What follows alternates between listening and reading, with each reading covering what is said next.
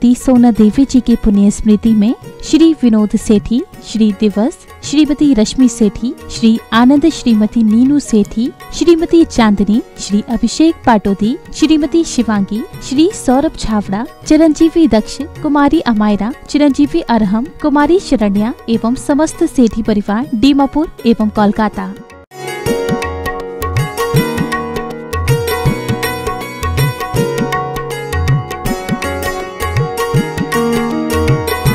महानुभावों, दुनिया में बहुत सारी वस्तुएं हैं। उन वस्तुओं से इंसान का पतन हो रहा है। ये भौतिक वस्तुएं हमारे जीवन में पतन का कारण बन रही है, लेकिन इन भौतिक वस्तुओं के अलावा भी दो वस्तुएं ऐसी है जिससे एक से मांगो हजारों से मिला करती है और हजारों से मांगो तो एक से मिलती है। वह है सहयोग और सलाह। सलाह दो प्रकार की होती है, एक अच्छी भी होती है, दूसरी बुरी भी होती है। अच्छी सलाह देने वाले नहीं के बराबर है और बुरी सलाह देने वाले दुनिया में कमी नहीं है। दुर्मंत्रान नृपति विनश्यति। दुर्मंत्र से अनेक खोटी सलाह से नृपति विनश्यति, राजा नाश को प्राप्त हो जाता है। एक अरबपति के मन में विचार आया कि मैं अपने जीवन में 7 मंजिला मकान बनाऊं और मकान के बाहर जो है उसने सुंदर सा मैप बनाया मकान का, और मैप बना करके घर के बाहर आंगन में लगा दिया और बोर्ड लगा दिया कि इसमें अपनी सही सलाह हमें प्रदान करें। कहीं किसी बात की कोई कमी हो तो हमको बताएं। जो व्यक्ति उस घर के सामने से निकलते कुछ देर के लिए वहाँ खड़े हो जाते और बोर्ड को पढ़ते और पढ़ करके जो है कोई लाल निशान लगा देता, कोई हरा निशान लगा देता, कोई पीला निशान लगा देता, कोई काला निशान, नाना प्रकार के रंग से जो है उस मैप के ऊपर जो है निशान लगा देते। इसमें ये चीज़ की कमी है, इसमें ये चीज़ की कमी है, इसमें ये चीज़ की कमी है, ये इस दिशा में होनी चाहिए, ये उस दिशा में होनी चाहिए। इस प्रकार से जो है रास्ते में चलने वाले राहगीरों ने उस मैप को जो है पूरा लाल पीला काला से भर दिया। इतना भर दिया, इतना भर दिया कि पढ़ना भी मुश्किल हो गया। दूसरे दिन वह सेठ जब उस स्थान पर आया और उस स्थान पर जो है उस मैप को देखा, मैप को देखा तो उसने जो है बड़ी मेहनत से मैप बनवाया था लेकिन आज वह जो है सारा रंग बिरंगा, काला, नीला, पीला, हरा, सफेद, पूरा का पूरा जो है मैप ही समाप्त हो गया। ध्यान रखना, उस सेठ का दिमाग खराब हो गया, उसकी हालत खराब हो गई, और जो है उसने विचार किया कि जीवन में कभी भी सबसे सलाह नहीं लेनी।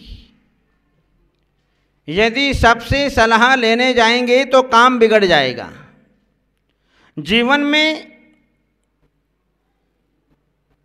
सलाह लेनी तो अच्छे लोगों से लेनी जो सर्जन है, क्योंकि सर्जन होता है, वह कंपाउंडर नहीं होता है। सर्जन जो है अच्छी तरह से सलाह देता है। यदि सर्जन न हो और अनेकों लोगों की सलाह लेते रहे तो हमारा दिमाग पागल हो जाएगा।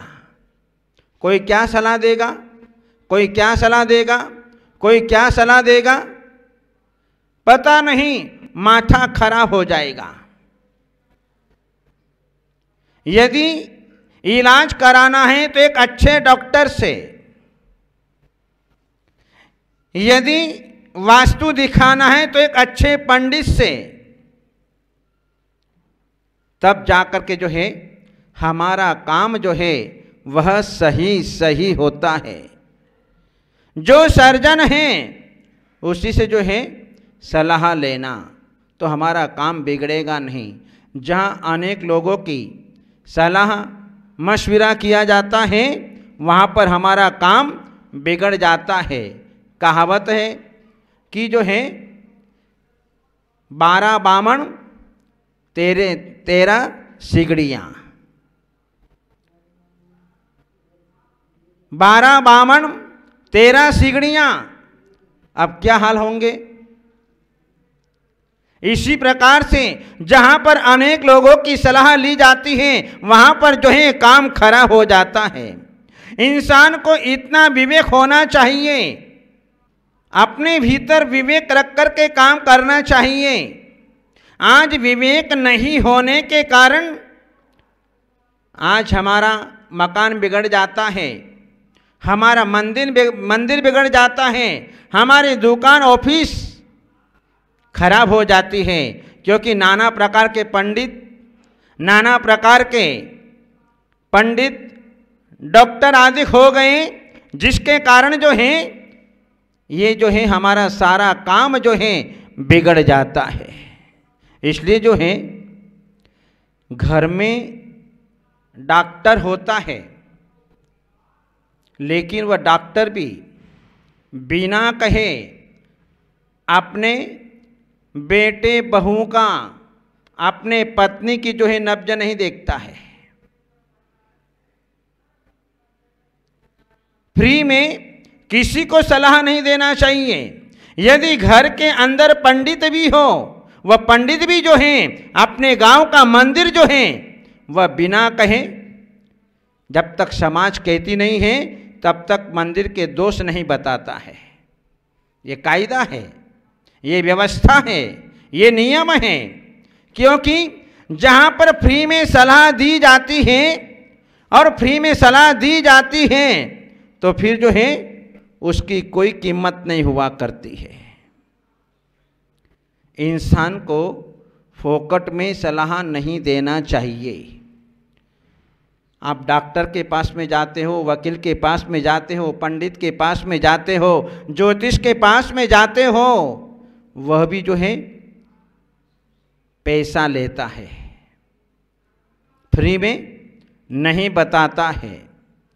आप भी बिना पूछे फ्री में सलाह मत देना। यदि आप फ्री में सलाह देते हैं तो आपकी एनर्जी जो है वह नष्ट हो रही है। इसलिए फ्री में किसी को भी सलाह मत देना। फ्री में ले जाने वालों से दुनिया भरी पड़ी है। यदि आज यहाँ पर सोने चांदी का ढेर लगा दें, हीरे माणिक मोती का ढेर लगा दें, यहाँ पर पुस्तक फ्री, भोजन फ्री, रहने का फ्री, तो फिर देखना क्या हालत होगी। और ये घोषणा करा दें जिसको जितना चाहिए उतना ले जाओ, तो 1 घंटे में सारा माल साफ हो जाएगा। एक रत्ती भर सोना भी नहीं बचेगा, एक वस्त्र भी नहीं बचेगा, एक प्लेट भी नहीं बचेगी। फ्री में सलाह देने वालों की कोई कीमत नहीं होती है।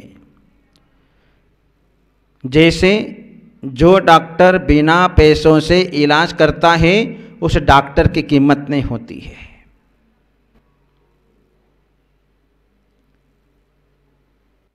जहां पैसा अच्छा खासा लगता है वो डॉक्टर बढ़िया। आज का जमाना तो ऐसा हो गया। यद्यपि वह अच्छा डॉक्टर है जो बिना पैसे के नाड़ी देखता है, इलाज करता है, उपचार करता है, वो डॉक्टर अच्छा है, लेकिन लोगों को पसंद नहीं आता है। लोगों को तो महंगा डॉक्टर चाहिए जो हमारी नाड़ी पकड़े, 2-4 बातें पूछें, जो हमसे कहे कि जाओ तुमको जो है इसका टेस्ट कराना है, इसका टेस्ट कराना है, उसका टेस्ट कराना है, बस तो वहाँ आदमी खुश। जहाँ बिना पैसों से इलाज होता है वहाँ पर जो है उसकी कोई कीमत नहीं होती है, और जो अच्छा खासा पैसा लेता है सारी दुनिया उसके द्वार पर दौड़ती दौड़ती जाती है। बहुत अच्छा डॉक्टर है, बहुत अच्छा डॉक्टर है। आज अपन देखते हैं कि जो है व्यक्ति एक दुकान पर चाय पीने क्यों जाता? क्या दूसरे दुकान पर चाय अच्छी नहीं बनती? लेकिन सारी दुनिया उसी दुकान पर जाएगी चाय पीने के लिए, उसी दुकान पर, उसी होटल पर कचौरी खाने जाएगा, जलेबी खाने जाएगा, क्योंकि प्रसिद्ध हो गया।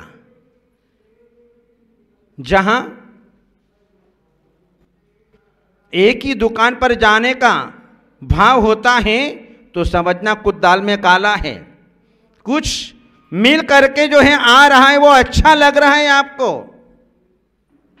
इस प्रकार से जो है हमें अपने जीवन में फ्री में किसी को भी सलाह नहीं देना, क्योंकि फ्री में सलाह देने वाला व्यक्ति आपको खोटी सलाह भी दे सकता है, और खोटी सलाह से जो है आपका जीवन बर्बाद हो सकता है, आपका जीवन नष्ट हो जाता है। इसलिए खोटी सलाह से राजा नष्ट हो जाता है। खोटा घोड़ा, खोटा पैसा, खोटा बेटा और खोटी सलाह से काम बिगड़ जाता है। खोटी सलाह से राजा प्रजा, धन वैभव ऐश्वर्य सब कुछ नष्ट हो जाता है। इसलिए किसी ने कहा किसी के दिल में आग नहीं बाग लगाओ। किसी के दिल में आग नहीं बाग लगाओ। इसका मतलब कि जो खोटी सलाह देता है उसे अपने जीवन में सारा खोटा ही खोटा हुआ करता है, वह कभी अच्छा नहीं बन सकता है, और खोटा खोटा ही रहता है, खोटा कभी असली नहीं बन सकता है। एक सम्राट असाध्य रोग से पीड़ित हो गया, और जहां असाध्य रोग से पीड़ित होता है तो फिर जीना मुश्किल हो जाता है। यदि प्रारंभिक अवस्था में रोग पकड़ में आ गया तो ठीक, नहीं तो असाध्य रोग से बचना मुश्किल होता है। उस सम्राट ने कई डॉक्टरों के पास जाकर के इलाज करवाया, कई वैद्य हकीम के पास में जाकर के अपना उपचार कराया, लेकिन कहीं कोई आराम नहीं मिला। पहले तो इतने कुछ साधन नहीं थे, आज वर्तमान में इतने साधन होने के उपरांत भी आज डॉक्टर लोग जो हैं असाध्य रोग से बचा नहीं सकता है। यदि प्रारंभिक अवस्था में रोग पकड़ में आ गया तो ठीक, नहीं तो पता ही नहीं चलता है। आज कैंसर जैसी बीमारी हो गई, पता नहीं चलता कौन सी स्टेज पर आकर के जो है उसे फल देता है। तो सम्राट को जो है सारे उपचार कराए, लेकिन कहीं कोई जो है उससे उसको आराम नहीं मिला। एक दिन अपने राजमहल में पुष्पों की शैया पर पड़ा हुआ था। जब शरीर में रोग पैदा हो जाता है तो कुछ भी अच्छा नहीं लगता, न पुष्पों की शैया अच्छी लगती है, न सुंदर सुंदर भोजन भी अच्छा लगता है, न देखने की इच्छा होती है, न सुनने की इच्छा होती है, मन कहीं पर भी नहीं लगता है। ये रोगी व्यक्ति की दशा। मन में आकुलता ही आकुलता, अशांति अशांति। मेरे रोग हो गया, मेरे कैंसर हो गया, मेरा किडनी फेल हो गया, मेरा लीवर फेल हो गया, उसी में उपयोग जो है उसका जाता है। वह सम्राट भी पुष्पों की शैया पर शयन करने वाला विचार कर रहा है कि मेरा रोग नष्ट कब होगा। एक दिन रात में सोया हुआ था और जो है रात में सोते समय जो है दो छिपकलियां आपस में लड़ रही थी और एक छिपकली की जो है पूंछ कट गई और कटते ही उस राजा के शरीर के ऊपर उसके खून की बूंदें पड़ी। उसको कुछ राहत मिली, शांति मिली। ओहो, छिपकली के रक्त से मेरा रोग शांत हो रहा है, आज मुझे बहुत शांति मिली। उसके मन में आया कि अब जो है मुझे जो है ये खून कैसे मिलेगा। यदि शरीर में खून कम हो जाए तो तकलीफ, बढ़ जाए तो तकलीफ। राजा इसी उधेड़ बुन में था कि ये रक्त कैसा मिलेगा, और जो है उसकी कुबुद्धि उत्पन्न हो गई। कुबुद्धि उत्पन्न हुई, उसने विचार किया कि रक्त जो है पशुओं के घास से मिलेगा। अब कितने पशु मारेंगे कोई पता नहीं, कम से कम 7 फीट का आदमी, उसके लिए कितना रक्त चाहिए और उसके लिए कितना जो है पशुओं का घात करेगा। उसने विचार किया हो ना कोई बात नहीं, लेकिन मुझे जो है खून में जो है प्रवेश करके जो है अपने रोग को शांत करना है। और जो है वह उसने अपने पुत्र को बुलवाया और पुत्र को बुला करके जो है कहा कि मैं जो है मेरे शरीर के ऊपर एक खून की बूंद पड़ी जिसके कारण मेरा रोग शांत हो गया। सारे पशुओं को मार करके जो है यहाँ पर खून की बावड़ी भरा दो, मैं उसमें स्नान कर लूँगा, मेरा सारा रोग दूर हो जाएगा। बेटा होशियार था तो उसने क्या किया, लाख का पानी भरा दिया और उसमें पिता को भेज दिया। उसने देखा है तो लाख का पानी है, और जो बेटे को जो है मारने को दौड़ा और अपने तलवार से जो है उसका घात हो गया। स्वयं ने ही खोटी सलाह अपने जीवन में पैदा की जिसके कारण वह सर्वनाश उसका हो गया। इसलिए अपने जीवन में जो है खोटी सलाह किसी को भी नहीं देना, क्योंकि खोटी सलाह देने वाला स्वयं अपने जीवन में खोटा कर बैठता है। इन्हीं मंगलमय भावनाओं के साथ बोलो श्रेयांसनाथ भगवान की।